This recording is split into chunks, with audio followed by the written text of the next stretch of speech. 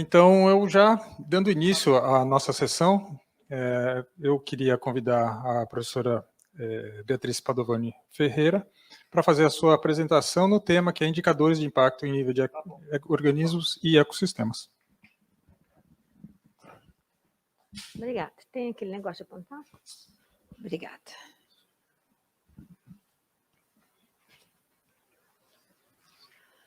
Boa tarde, pessoal.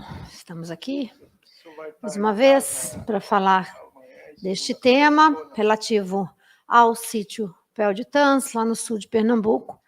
Para quem ainda não assistiu às palestras aqui do ciclo, que todas eu recomendo bastante, o sítio Pel de Tans é localizado no sul do estado de Pernambuco, né? Faz parte da rede de projetos ecológicos, sítios ecológicos, de estudos ecológicos de longa duração, do CNPq, Rede Útero Internacional, e é uma área na qual incluída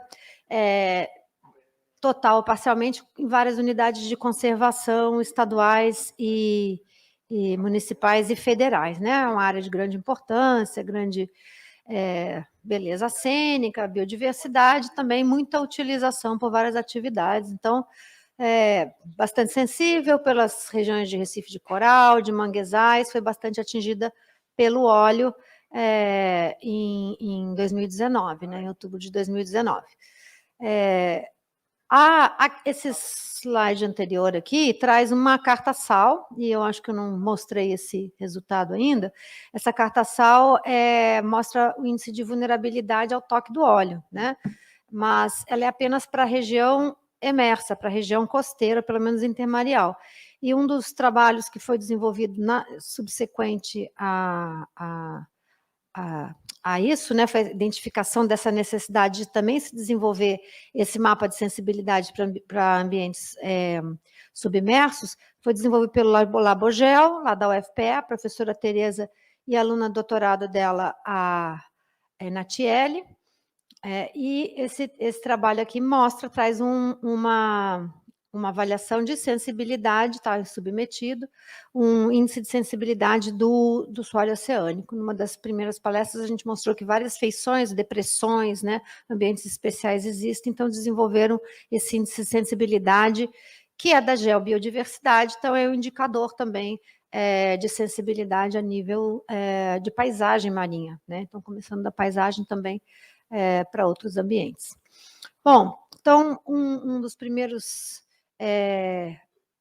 indicadores que nós tivemos do impacto do petróleo foi desenvolvido pelo grupo de plâncton, né, liderado aqui pela Renata Poliana. Esse trabalho foi publicado mostrando o impacto invisível do óleo, né, todo mundo já viu, já mostrei anteriormente também, e com isso a entrada disso na cadeia trófica, né, com presença dessas gotículas de óleo no zooplâncton. E uma das evidências que foi notada foi que havia também muitos ovos que pareciam ser de corais, pelo menos eram de quinidários. Como é a época de desova desse coral daqui, Mucismilia hart, se suspeitou que possivelmente fosse essa espécie que estivesse desovando, né? Ela tem um desova por ano, uma desova em massa nessa época, então é possível que fosse. Então, esse outro trabalho aqui se acopla a esse anterior, porque foi um experimento feito no laboratório que mostrou que a competição, a fitness, né? Como é que é fitness? A performance, né? Uma certa maneira, a saúde dessas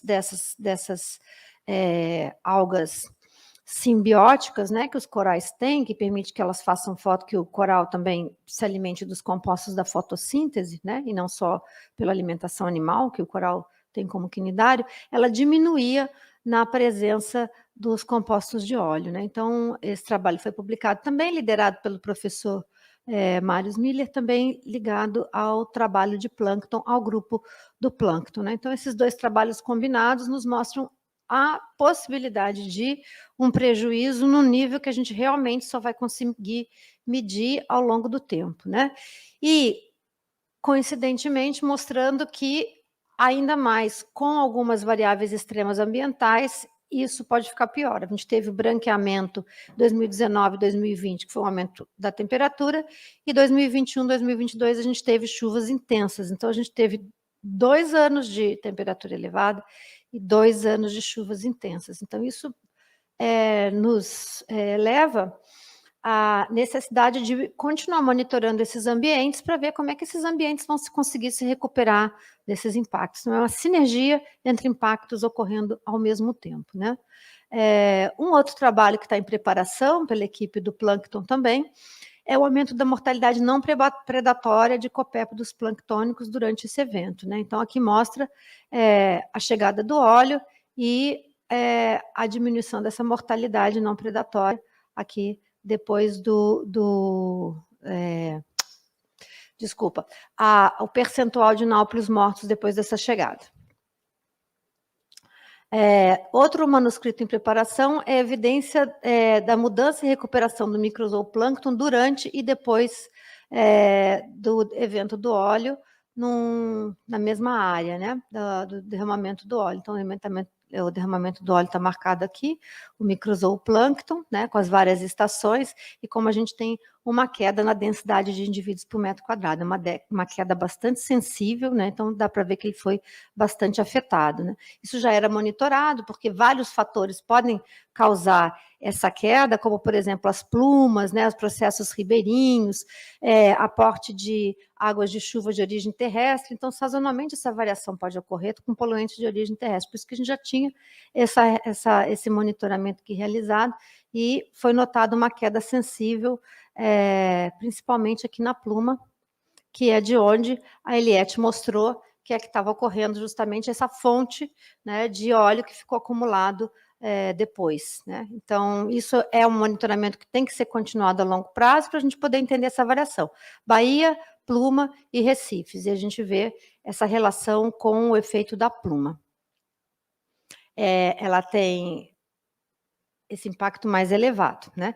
Então, como é que isso pode adentrar a teia trófica e se propagar no nível da comunidade também, da comunidade mais ampla, né, e da cadeia alimentar? Isso aqui é um trabalho que também já foi publicado, liderado pelo Rodrigo Bastos, né, que é um bolsista de pós-doutorado, um pós-doutorando, e mostra a relação entre esses vários tipos de ecossistemas que formam o mosaico da região costeira. O gradiente do estuário mangue, as gramas de fanerógamas e os recifes costeiros, ou seja, como que a influência desses ambientes através da teia trófica é carregada à medida que você se afasta através da alimentação dos peixes, né? Então, essa transferência, essa conectividade, como é que ela ocorre? Então, o que nós pensamos? Investigar qual seria o impacto do óleo nesse sistema, né?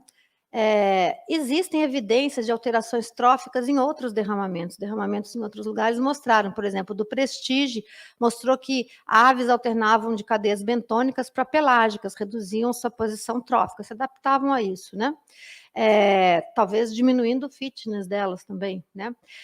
Com o Horizon, se viu que o pargo, né, o Red Snapper uma espécie bem próxima do nosso pargo, mas é um lutijanídeo que, inclusive, era objeto daqueles outros estudos anteriores, né, da mesma família aqui, dos lutijanídeos.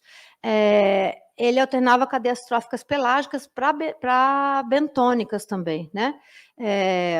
E que com o zooplâncton apresentando potencial para a incorporação de carbono do óleo, né? Então, ele saía de uma cadeia trófica pelágica e tinha que se adaptar para uma bentônica devido ao impacto que o zooplâncton havia sofrido, né? Então, com isso, me suspeitou que poderia haver essa modificação usando como parâmetro os anos anteriores. E, de fato, assim, os resultados preliminares, né, que a gente está obtendo até agora, estão mostrando, tanto para o mangue como para a grama, uma tendência na redução da amplitude de valores isotópicos nos dois ambientes. Então, isso sugere que houve, pelo menos momentaneamente, uma redução na complexidade trófica e na redução do nicho pós-óleo, né? Então, como estava sendo discutido na mesa anterior, isso a longo prazo, a nível de população, né? A gente pode encontrar esse efeito, talvez seja mais complexo a gente entender isso a nível de comunidade, mas a nível de população isso pode trazer uma sobrevivência diferente, afetar, por exemplo, os padrões esperados nas futuras coortes, né? Se isso trouxer desvantagem. Isso aqui também é mesmo conjunto desses resultados, né, mostrando uma redução no pós-óleo, né, dessa complexidade, um nicho isotópico, né, que é de onde vêm as fontes de alimentos, sendo reduzidos, a gente vê em vermelho isso, claramente essa redução, então isso mostra que essa cadeia se encurtou, é como se a gente tivesse tido aquele prejuízo rapidamente, né? E a mesma coisa para as gramas marinhas, a gente também vê o mesmo encurtamento, né? Uma redução de até 38% para a assembleia de peixe das gramas marinhas. Isso aqui é uma grama marinha, ambientes bastante impactados, né? Nas regiões costeiras, tem muito estacionamento de lanchas, são também impactados por mudanças climáticas, né? Então, isso nos dá um pouco de insight em que tipo de fatores a gente tem que monitorar futuramente para ver como isso se recupera ou varia ao longo do tempo, né? Apesar da gente ter um baseline anterior de valores, a gente não tem essa variação natural ao longo de todo o tempo, né? Bem complexo até ter isso para isótopos, mas é uma ferramenta cada vez mais utilizada. Isso daqui é uma outra abordagem, a posição estimada, trófica, né? Então, a gente não tem uma variação muito grande, então, se a gente for usar só a média, que no caso a gente não tem uma diferença significativa, mas os valores mínimos e máximos houve redução, então houve essa desamplificação. Então, assim, como que a gente vai conseguir monitorar isso no futuro? De várias maneiras, né? Por exemplo, monitoramento, talvez a maneira mais simples, seguindo o que a Nídia estava dizendo, né? O mais barato, mais simples. É claro que o ideal é a gente continuar monitorando isso isotopicamente, porque traz informações sobre uma mudança complexa no sistema e na conectividade, né? Mas para as populações, por exemplo, a gente pode monitorar a abundância delas. A gente tem algumas séries longas de populações, principalmente porque a gente compara através de senso visual os efeitos de áreas fechadas e abertas, mas essa série longa já nos mostra que a gente tem variações, a gente tem uma tendência de aumento aqui, por exemplo, dentro da área fechada, mas essa tendência, ela tem ciclos, né? Então, isso nos traz duas informações. Uma, que a gente precisa de uma série longa para realmente apreciar a tendência. Se eu pegar um ponto cá embaixo, né? Talvez um ponto cá embaixo aqui e pegar um ponto aqui, talvez eu não encontre a diferença entre esses dois. Dois amostragens snapshot, né? Duas amostragens isoladas. Eu preciso da tendência inteira para realmente encontrar um efeito. E, além disso, o que pode estar causando isso? São vários ciclos que podem causar. Todo ano a gente tem coortes entrando, né? E a gente sabe que a sobrevivência dessas coortes não é a mesma ano após ano, nem o sucesso da entrada delas. Então, diversos fatores estocásticos podem causar isso, mas eventos como esse também podem, talvez, prejudicar mais ainda um ano ruim ou nivelar para baixo um ano bom, né?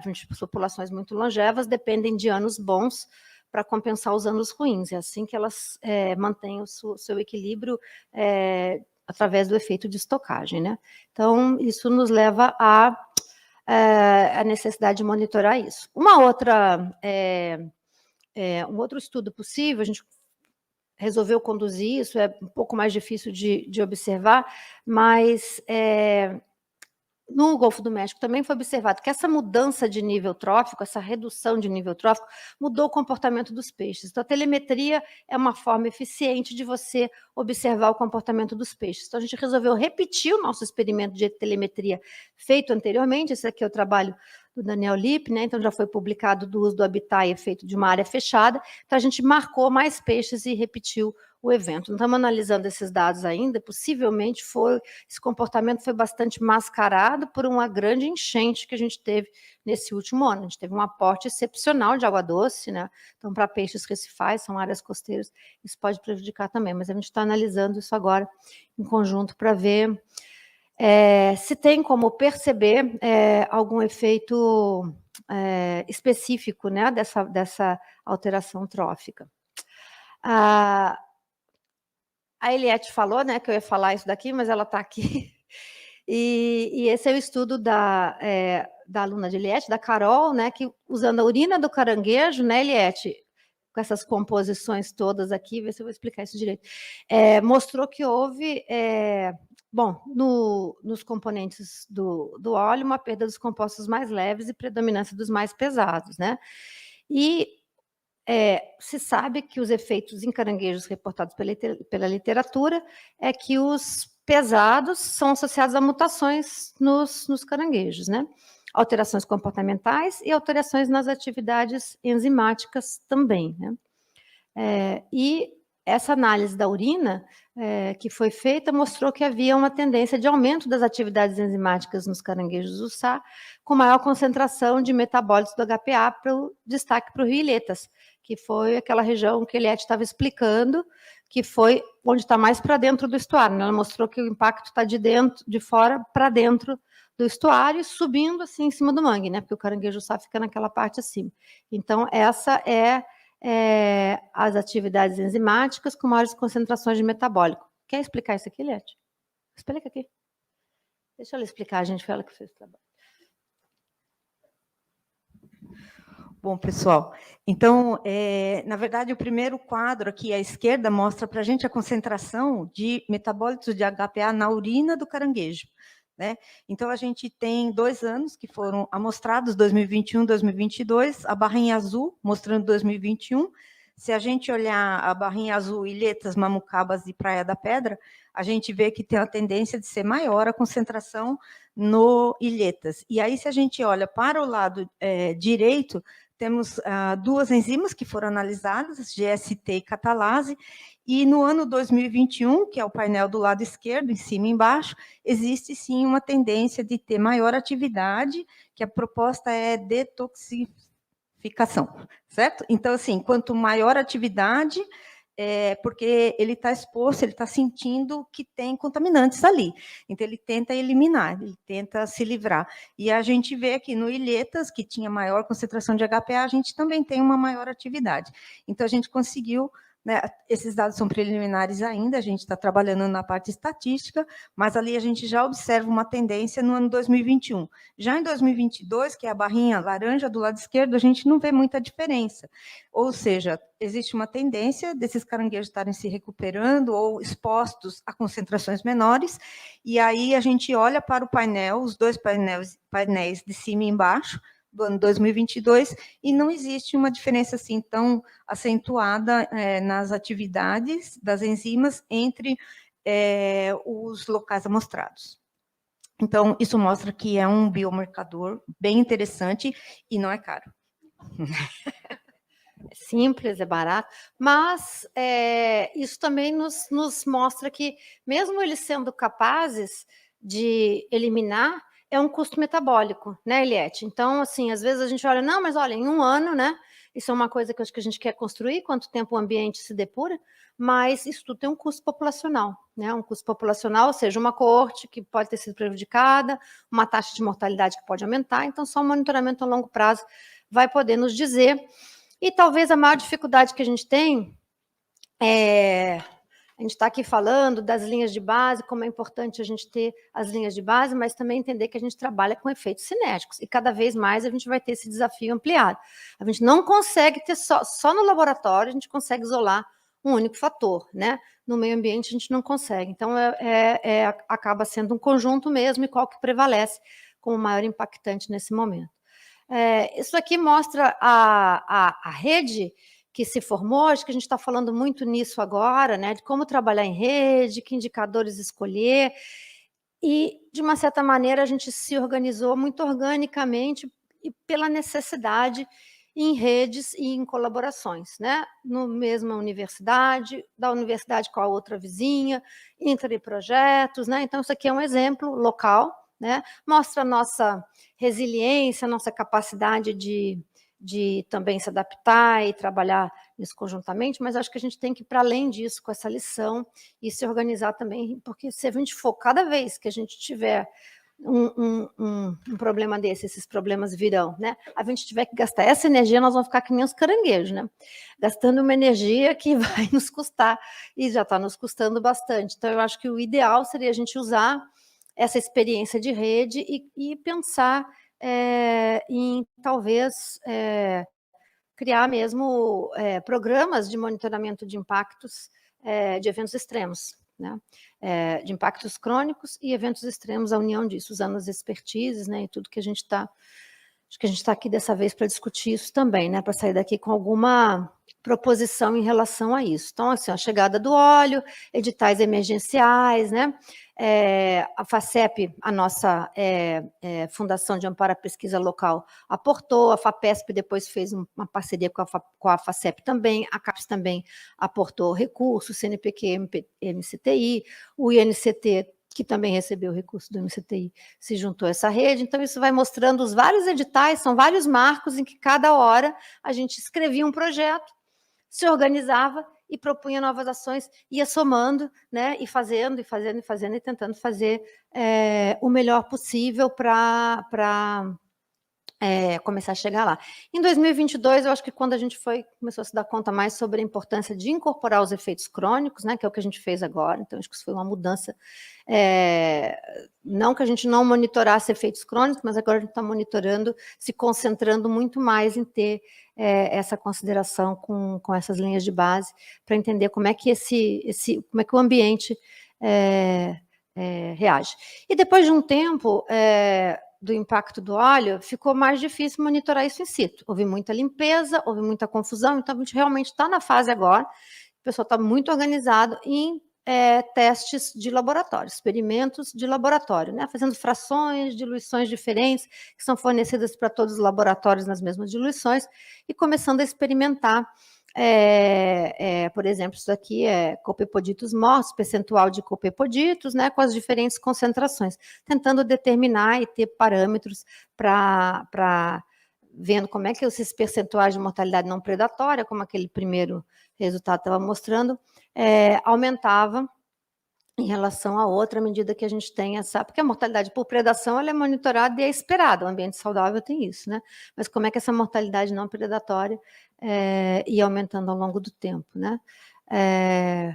Então, aqui, por exemplo, ao compararmos essa tendência com os resultados de mortalidade não predatória obtido in situ, fica evidente que o pico da mortalidade no período da chegada do óleo foi um reflexo da elevada toxicidade sofrida pela comunidade, né? Isso é trabalho do grupo de plâncton, né, que se uniu e estão realizando vários experimentos, também um grupo de algas com vários tipos de organismos, de bentos, né, todo mundo tentando estabelecer parâmetros em laboratório. Isso aqui é um outro exemplo também de laboratório com dados de percentual de mortalidade ao longo do tempo em diferentes concentrações. Então, no laboratório fica muito claro que a gente consegue controlar esses níveis perfeitamente, né? Não num ambiente extremamente dinâmico, com as correntes se movendo, né? Então, talvez isso seja uma dificuldade até quando, por exemplo, o Renato apresentou de qual é o peixe que está contaminado com isso, porque é um ambiente muito dinâmico, é difícil você estratificar de onde você vai tirar a amostra, né? Você tem que saber muito bem o hábito e a dinâmica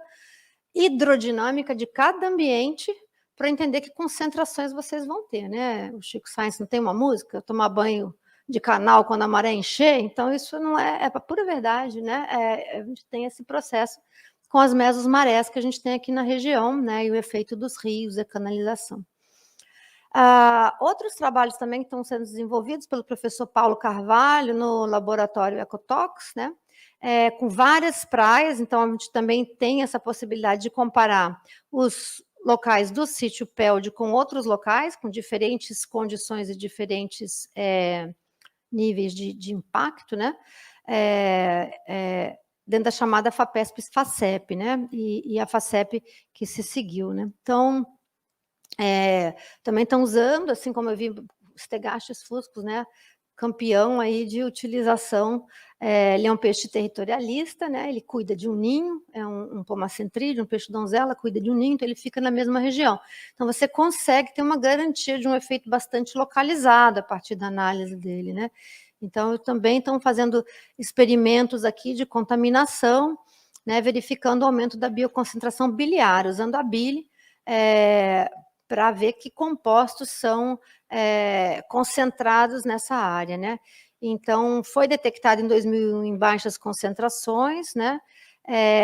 E a bioconcentração foi reduzida a valores basais. Então, mais uma vez, os organismos trabalham para se livrar daqueles poluentes, como de tantos outros, mas possivelmente isso tem um custo metabólico também. Então, tem muita coisa que a gente pode tentar entender, que fase de vida é mais afetada, se os juvenis são mais afetados que os adultos, se a performance, por exemplo, reprodutiva de uma espécie ela é afetada por esse gasto metabólico que ele ocorre em função desse impacto, né? E como é que isso afeta gerações futuras. Então, o que a gente tem, basicamente, é um indicativo do que pode funcionar. Nós estamos tocando esses indicadores, estamos começando a selecionar eles, como a Nídia falou, agora tem que fazer uma abordagem de decidir e fazer isso de uma maneira coordenada, né? Eu acho que é a hora da gente pensar, bom, vamos monitorar isso, como que a gente vai monitorar, aonde que a gente vai monitorar, com que intensidade e tudo mais. Então, é isso que eu tinha para dizer.